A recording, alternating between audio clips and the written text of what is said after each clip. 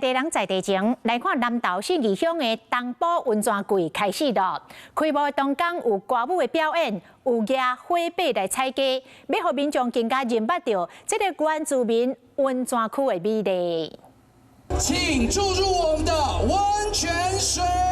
东埔温泉柜正式落入起果，天气开始变较凉冷，信义乡东埔温泉区打造热情气氛，有表演展现当地特色的布农族文化，嘛邀请真侪有名的原住民歌手来这唱歌。东埔温泉啊，很嗨，我们刚才从5点就嗨到现在。 东埔温泉柜的重头戏就是举火把采鸡，主办单位希望让民众亲身感受原乡温泉区的水，因为东埔温泉是用天然的泉水和美丽山景，让游客来到这，让游客心情会当对咧放轻松。希望大家能够来南投泡汤赏星空、吃美食东埔温泉柜开幕，马上过信义乡正式行入冬季旅游大季。